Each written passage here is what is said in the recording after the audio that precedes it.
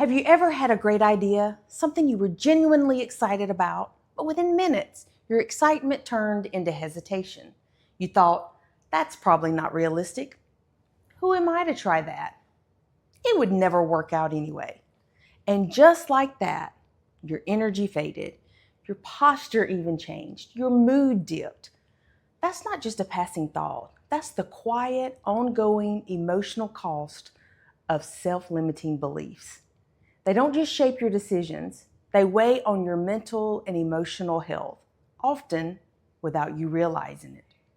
Hey there, I'm Michelle Hales, and this is week 4 of our series on self-limiting beliefs, the quiet lies we tell ourselves that hold us back.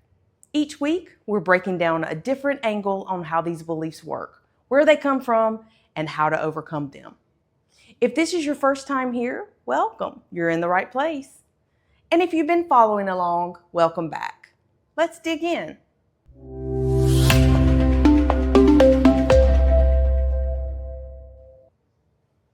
Self-limiting beliefs are like carrying a backpack full of bricks that no one else can see.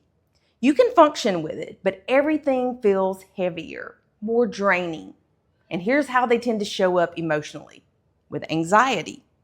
You fear failure, judgment, or not measuring up because deep down, you believe you're not enough. Or with low confidence. Even when you do something well, it feels like luck or like you just got by.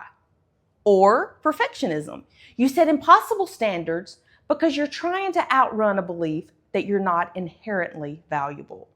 Here's another one: avoidance. You procrastinate or you pull away from opportunities, not because you're lazy, but because you're protecting this fragile self-image.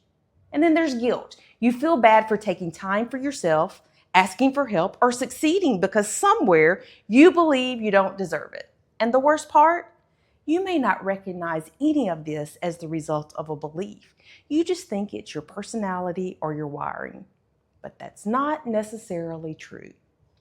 Self-limiting beliefs also affect your thought patterns, the mental loops we run in our heads. I can't, I shouldn't, I'm not. They become habitual. You start filtering every experience through the lens of that belief. If you get criticized, it confirms you're not good enough. If someone compliments you, you brush it off because it doesn't fit your internal story. Over time, this can lead to burnout because you're constantly striving to prove your worth, chronic stress from fearing failure, rejection, or being found out, negative self-talk, which just reinforces the very belief you're trapped in. It becomes a cycle, and cycles like this wear you down quietly, consistently. Here's the big idea. Your beliefs don't just influence what you do, they shape how you feel. If you believe you're not capable, you'll feel anxious in new situations. If you believe you're not lovable, you'll feel unworthy in relationships. If you believe you're not enough, no achievement will ever satisfy you. And that emotional weight shows up everywhere, in your energy, your relationships, your choices, and in your peace of mind.